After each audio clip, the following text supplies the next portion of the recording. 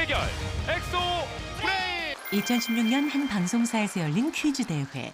수능 만점자 퀴즈 왕중왕과 대결을 펼친 토종 AI 엑소브레인. 우승을 거머쥔 이는 과연 누구일까? 최종 우승자는 엑소 브레인입니다.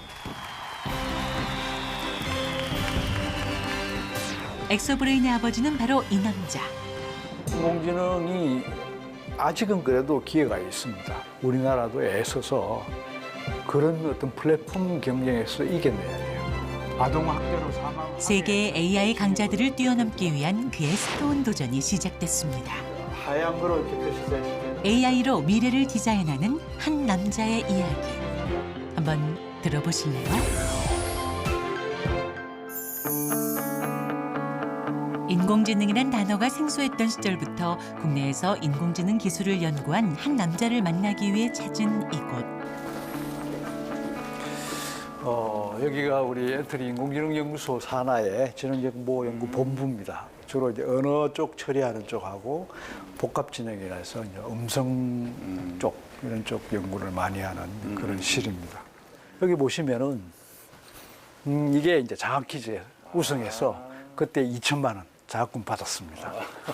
물론 시험을 하고 있는데 2013년에 태어난 토종 인공지능 엑소브레인. 들어가서 쓸 그런 장학 퀴즈에서 쟁쟁한 실력자를 이긴 녀석은 매일 진화하고 있습니다.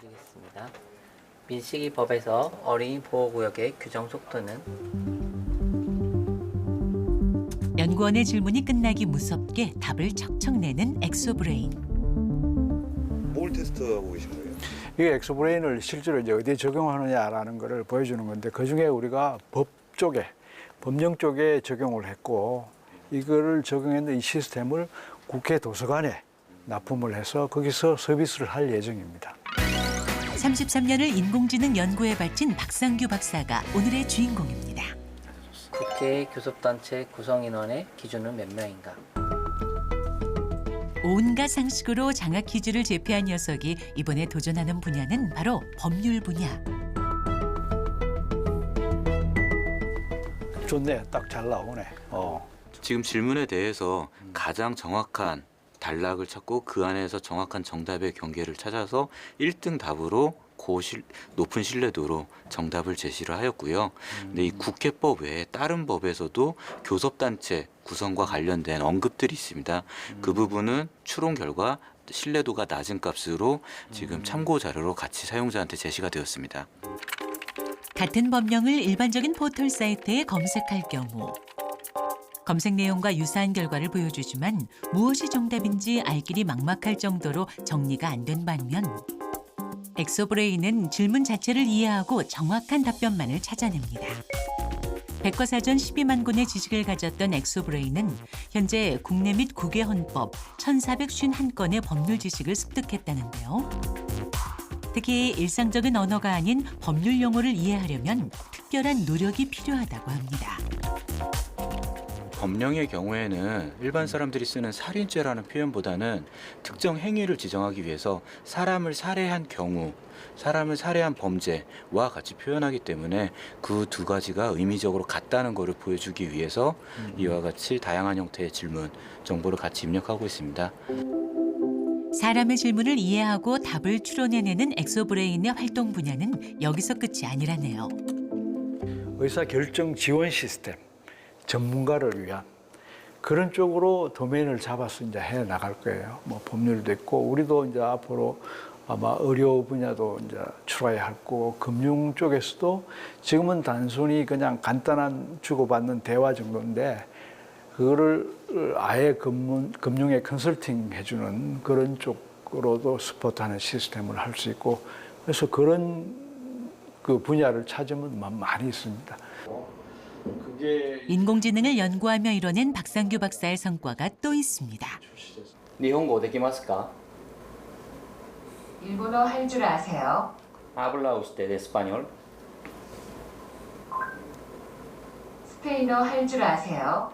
일본어, 스페인어뿐 아니라 20여 개국 이상의 언어 번역이 가능하다네요. 사실 인공지능의 시작이 언어 처리, 번역 이게 시작이라고 할 수 있습니다. 1950년대부터. 그래서 계속 기술 발전되어 오다가 번역적으로 이제 꽤 많이 활용되기 시작했고 딥러닝 기술이 나오면서 음성 인식이 또 아주 잘 되기 시작했어요. 그래서 그 두 개를 합쳐서 통역기를 만들었고 가까운 정류장이 어디입니까? Where is the nearest stop? 가까운 정류장이 어딘겨? Where is the nearest stop? 오, 이거는 네, 지역어도 문제없이 번역 가능한 이 기술. 음성 인식은 어떤 원리일까요? 단수 인식하고 그걸 표준으로 바꿔줘가지고 저런 류의 문장 어디입니까? 뭐 어디로 갑니까? 뭐 어디에 있습니까? 이런 거를 많이 훈련시켜 놨거든요. 그래서 어딘교도 그와 유사한 그런 형태를 가지고 있기 때문에 유출을 해서 딥러닝이 이걸 알아들었다. 사투리인데도 어디입니까로 이렇게 알아들었다라는 거죠. 니캉 내캉 잘 살아보자. Let's live happily. 현재는 번역에는 스스로 학습하는 인공지능. 그러기 위해선 학습 여건이 중요하겠죠. 맞습니다. 음성인식은 뭔가 하는 사람들 해갖고 유명한 절이에요. 큰 절인데 못 가봤슈? 한 번도 못 가봤슈. 아유 한장하고 왔네. 그것도 못 가보고. 포동포동. 구수한 표현들이 쏟아집니다. 귀여워. 저희가 인공지능을 학습할 때는 빅데이터가 필요합니다. 그 빅데이터 중에 특히 이제 표준어는 잘 돼요. 표준어는 임식 정확도가 상당히 높은데 이 사투리에 대한 성능이 많이 떨어집니다. 그래서 가급적이면은 사투리를 충분히 수집해서 인공지능으로 기계학습을 통해서 성능을 올리는 게 저희 연구자들의 큰 목표입니다. 특히 각 지역어마다 녹아있는 음색을 비롯해 대화체에서 자연스럽게 나타나는 감탄사나 반복되는 문장, 더듬거리는 말투까지 엑소브레인에게 학습시키게 되는데요. 이렇게 녹음된 음성을 문장으로 변환하여 또 다른 수백 명에게 읽히고 데이터화하여 다시 한번 학습시키고 있습니다. 아날로그인 사람의 음성. 디지털인 인공지능은 어떤 방식으로 사람의 대화를 이해할 수 있는 걸까요? 이게 이제 아날로그 신호가 디지털로 변환된 다음에 저희가 실제 그 컴퓨터 음성 인식을 하기 위해서는 이렇게 스펙트럼 분석을 합니다. 그래서 스펙트럼 분석을 하게 되면은 이와 같이 이렇게 밝게 노랗게 빛나는 부분은 주로 모음에 해당되고요. 그 다음에 이렇게 그 나머지 부분 이렇게 뭐 이런 부분은 자음에 해당되는 부분 이렇게 특성이 나타납니다. 대님 댁에서는 연탄 걱정 안 하시죠? 하지만 사기 걱정은 하고 있습니다. 음성인식은 데이터를 수집해서 학습에 반영하면 할수록 성능이 좋아지기 때문에 최대한 많은 데이터를 동원한다네요. 인공지능이 사람의 음성을 올바르게 인식할 수 있도록 오늘도 열심히 가르치는 연구원들. 그런데 연구원의 컴퓨터에 드라마 영상 파일이 한가득입니다. 대체 어떻게 된 일일까요? 드라마 이런 게 잔뜩 있네요. 저희가 구어체 쪽에서 성능이 나오지 않아서 성능이 좀 떨어지는 부분들, 오류가 나는 부분들을 이제 더 파악을 해보기 위해서 구어체를 생각을 하다 보니까 인터넷에 있는 공개되어 있는 드라마 대본들 그런 것들이 어떻게 분석이 되고 있는지 그런 것으로부터도 패턴을 학습할 수 있는지 그런 것들을 체크해보고 있습니다. 사람의 음성과 구어체를 인식하는 데 가장 좋은 교과서는 드라마. 다양한 상황까지 한 번에 학습할 수 있다네요. 녀석은 꽤나 똑똑해서 단어뿐 아니라 뜻을 가진 가장 작은 말의 단위인 형태소까지 구분할 수 있답니다.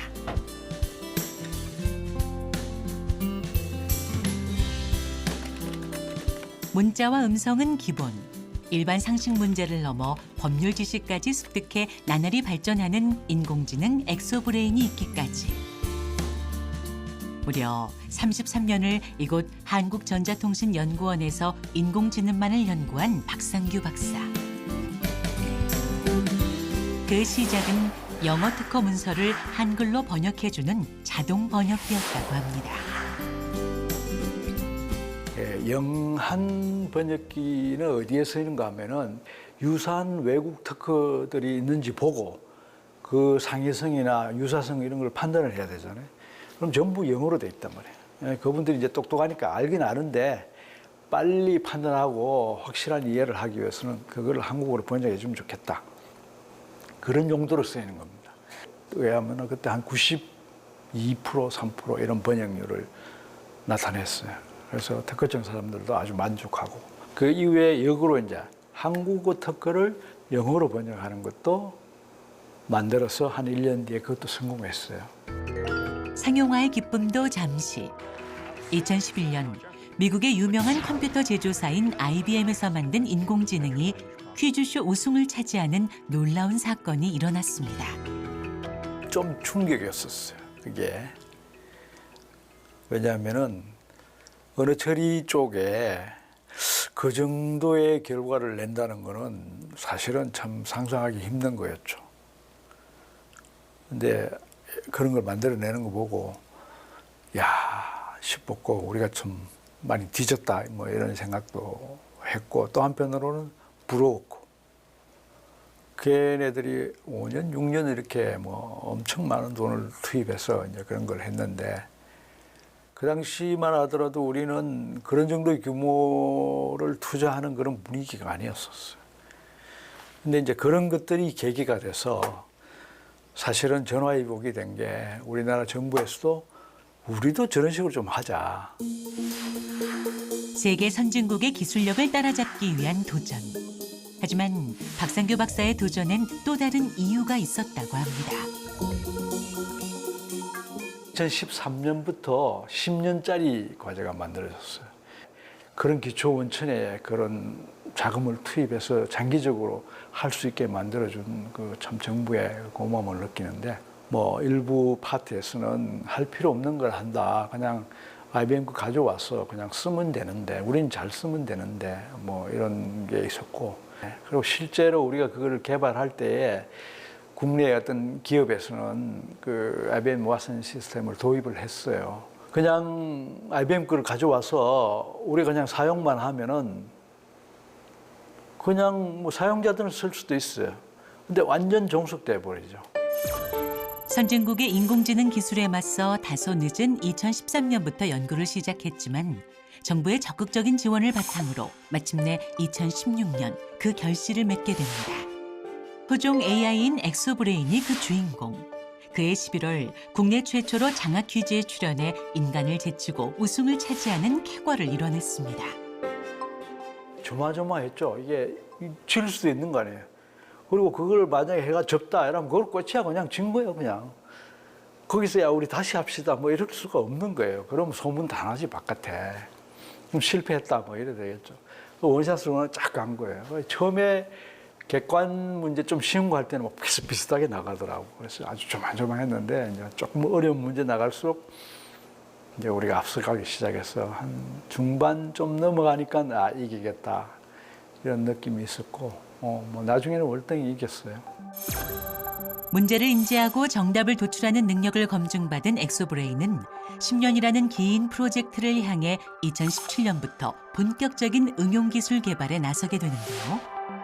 구글에서 개발한 언어 모델 대비 4.5% 우수한 한국어 언어 모델을 개발해 한국어 능력만큼은 세계에 지지 않는 성과를 보여주기도 했습니다.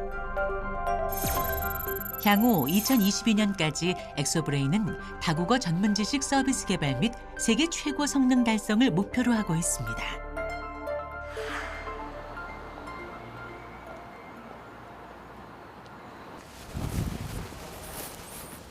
고된 하루 일과를 마친 퇴근길. 미래의 인공지능을 연구하는 박사님의 차는 조금 특별할 거라 생각했는데 의외로 아무 장치도 없습니다. 차에 무슨 첨단 ICT 관련은 아무것도 없네. 없어요. 아니 뭐 차가 오래되기도 하고. 기분 좋게 달려 도착한 곳. 역시 아늑한 집만한 곳이 없겠죠. 특별히 모처럼 만에 기분도 내보며 하루의 피로를 싹 씻어보는데요. 솜씨 좋은 아내를 둔 덕분에 그의 저녁 식사는 늘 회식이라네요.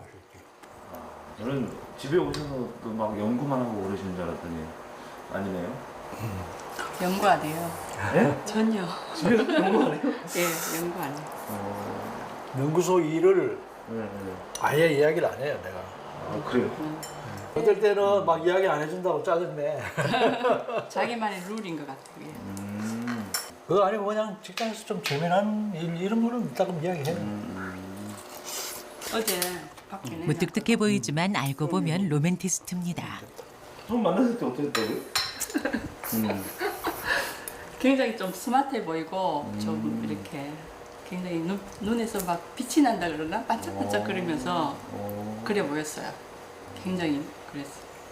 근데 지금은 세월이 흘러서 좀 그러니까 눈빛이 달라졌어. 박사님은 어떤 부분이 처음 만나셨을 때 뭐 그러셨어요? 예뻤어. 아 그래요? 뭔가 이 사람은 결혼할 사람이다라는 그런 느낌이 들었어요. 뭔가 느낌이. 그래서 그냥 딴 생각 안 하고 그냥 직진했지. 아내에게 유독 눈빛이 반짝이던 박상규 박사는 미래를 맡기고도 남을 만큼 듬직한 청년이었습니다. 우리나라 1세대 컴퓨터 공학자로 한 번도 한눈 팔지 않고 33년 동안 한 우물만 파온 성실함은 그때나 지금이나 똑같습니다. 아내를 만나기 전부터 지금까지 그가 오래도록 즐기는 취미 생활이 하나 있는데요. 가장 편안한 자세로 독서하는 것이 바로 그것입니다. 이 여자가 별로 안 편할 텐데. 오, 편하다니까.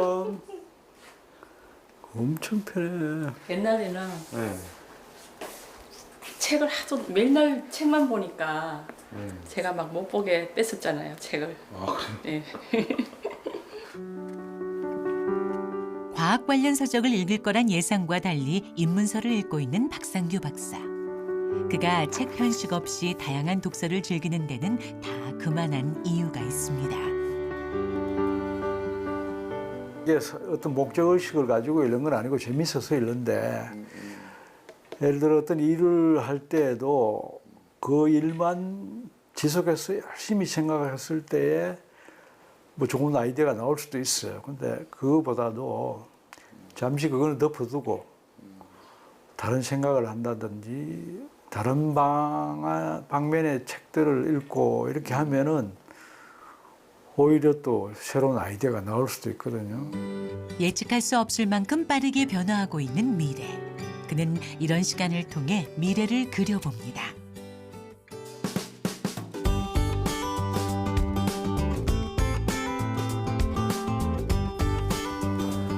다음 날 까만 비닐봉투를 들고 온 박상규 박사. 비닐봉투 가지고 어디 가시는 거예요? 따라오세요. 뭐 재미나는 거 보여드릴게. 이게 사람의 행동을 인식할 수 있는 그런 인공지능 기술 관련 장비들입니다. 사진이 촬영되었습니다. 투기물을 가져가지 않으면 관련 법에 따라 처벌받게 됩니다. 경고음이 이렇게 울리는데 이거는 뭐 어떤 기술인 거예요? 이거는 인공지능을 이용한 행동 인식 기술입니다. 그러니까 사람의 관절이 어떻게 굽어지느냐라는 것을 계속 빅데이터를 이용해서 학습해서 쓰레기 투기하는 것을 방지하는 그런 데 쓰이는 그런 기술입니다. 하얀 거로 이렇게 표시됐을 때는 괜찮다는 이야기고 보다가 이렇게 이거는 이제 디텍트 됐다는 거죠.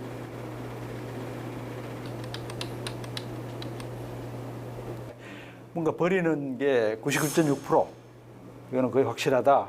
그리고 허리를 굽히는 동작도 확실하다, 98.7%. 보통 영상 인식 그러면 객체를 인식하는 건데 사람이다, 뭐 자동차다, 나무다, 그리고 사람이면 사람 얼굴을 인식하는 이런 기술인데 그보다 이제 한 단계 더 나간 게 행동을 인식하는 기술입니다. 사실 행동은 유사해 보이지만 의미적으로는 다른 게 많이 있어요. 뭔가 물건을 들어 올리는 건지 혹은 물건을 떨어뜨리는 건지 이런 거, 뛰는 건지 걷는 건지 어디 문으로 들어가는 건지 나오는 건지 이런 것들을 행동을 인식하는 게 정확하게 의미적으로 인식하는 게 아주 어렵습니다. 지금 우리 DP에서는 한 20가지 행동을 상황에 따라 서로 다른 의미를 가지는 걸로 이렇게 인식을 하는 그런 정도까지 개발되어 있습니다. 언어나 음성을 인식하는 인공지능 외에도 2014년부터 영상을 인식하는 인공지능 딥뷰를 개발 중이라는데요. 사람과 물체를 구별해 인식할 뿐만 아니라 관절의 움직임을 분석해 이 행동이 어떤 의미를 나타내는지 파악할 수 있습니다. 저희 쪽은 앞에하고 뒤에하고 두 개의 기술로 이루어져 있는데 앞에 부분은 사람의 조인트들하고 쓰레기의 관계를 통해 가지고 이 사람이 정말 들고 있는지 버렸는지에 대한 판단을 하게 되는 네트워크이고요. 뒤에 있는 거는 사람의 어떤 정지된 상태에서도 이 사람의 움직임이 뭐다라는 걸 통상적으로 알 수 있으니까 이걸 딥러닝 기반으로 학습시켜서 입력은 조인트하고 이런 여러 가지 정보를 같이 쓰게 되는데 그걸 통해서 이 사람의 상태가 뭐다라고 판단하게 돼서 앞부분하고 뒷부분 서로 다른 기술이 있기 때문에 서로 보완을 해서 정확도를 높이게 돼서 최종적으로 오탄 확률을 낮추게 됩니다. 두 가지 기술로 꼼꼼한 분석을 자랑한다는데 언제쯤 만나보게 될까요? 실정 서비스는 언제쯤 될 것 같아요? 저희가 일단 올해까지는 이거 시스템 동작하는 쪽에 먼저 포커싱 할 거고요. 그다음에 여기에다가 한 가지 기능 정도 더 넣어서 올해 연말에 지금 시작을 하는 걸 목표로 하고 있긴 합니다. 실정 서비스를? 네, 그죠. 똑같은 영상이 아마 이렇게 보시는데 전 세계적으로 연구하고 있는 영상인식 기술. 하지만 아직까지 완전하게 실용화된 곳은 없어 우리의 기술 수준은 현재 세계 첨단을 내다보고 있다고 합니다.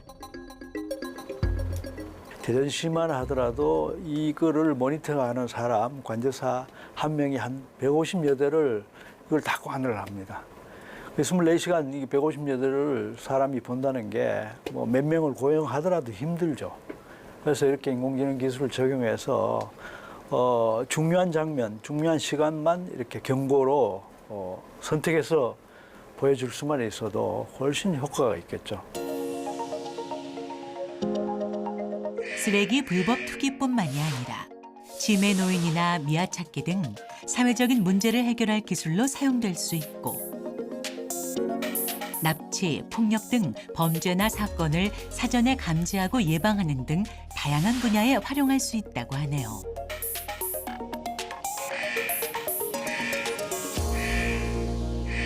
사실 이런 기술을 예를 들면 뭐 다리 같은 데 설치를 한다든가 이러면은 여러 가지로 예를 들어 뭐 자살을 한다든가 이런 거에 대해서 미리 좀 이렇게 알 수, 걸음걸이부터 다를 거고 그 사람들은 그 한강 다리 내에서 이제 난간에 있는 사람이 있는지 없는지는 사실은 훨씬 더 빠르게 검출이 가능해요. 휴대폰이 들어가는 칩이 대부분 캔디데이트 되고요. 그 중에 거기에 AI 기능이 들어가 있는 칩들이 만들어져 있습니다. 지금 나온 게 있나 출시되는 게 상용된 게 있는데 세계적인 빅가이들은 어마어마한 자본력으로 현재도 그 플랫폼이 세계를 지배하고 있는데. 저희가 희망하는 바는 우리가 만든 이 기술들이 우리의 플랫폼이 돼가지고 우리 생태계를 형성해서 일단 국내 시장을 만들어내고 해외를 진출해서 그게 우리의 플랫폼으로 또 발전하고 하는 이런 모습을 보고 싶어요. 다음 날 연구원 대신 특별한 곳을 찾아간 박상규 박사. 올 연말 국회 도서관에서 법률 지식을 선보이기 전 실증 테스트를 위해 온 것이라는데요. 현재 개발 상태이기 때문에 재난대책본부 구성은 어떻게 합니까? 대책본부장은 과학기술정보통신부장은 대난구성. 이거 활용이 아주 되게 편하겠네. 관련된 거 쫙 다 나오는데요. 통상 법령을 검색해서 활용하려고 하면 여러 까다로운 절차와 또 이 손이 가야 하는데 이 프로그램을 활용하면 아주 편리하게 간편하게 정보를 획득하고 이용할 수 있어서 유용하다는 그런 생각이 듭니다. 해외 관련 법령은 어느 정도 검색이 되나요? 지금 현재는 해외 35개국의 헌법이 들어가 있습니다. 반영이 어느 정도나 될 수 있는지. 엑소브레인은 향후 법률뿐만 아니라 금융, 특허 등의 전문 분야에서도 세계적인 활동을 목표로 개발 중이라고 합니다. 현장에서 테스트 해보니까 또 여러 가지 요구가 있었습니다. 아주 유용한 요구인데 저희들이 그런 거를 지속적으로 받아들여서 정말 유용하고 도움이 많이 되는 실제로 쓰이는 그런 서비스를 만들도록 노력을 하겠습니다. 세계는 이미 AI 시대를 살고 있습니다. 누구도 피할 수 없는 격변의 대홍수 속에서 메이드 인 코리아가 원더풀 코리아가 되도록. 토종 AI의 아버지 박상규 박사는 지금 이 순간에도 미래를 디자인하고 있습니다. 박사님. 네. 요거 받으세요. 이거 뭡니까? 고맙습니다. AI 관련해서 이렇게 와서 고생하시면서 좀 찍으셨는데, 저도 초창기 우리나라 AI 멤버로서 어떤 사명감을 가지고 우리나라 AI 기술과 산업이 발전할 수 있게 앞으로 더 열심히 노력하겠습니다. 네, 수고 많았고 고맙습니다.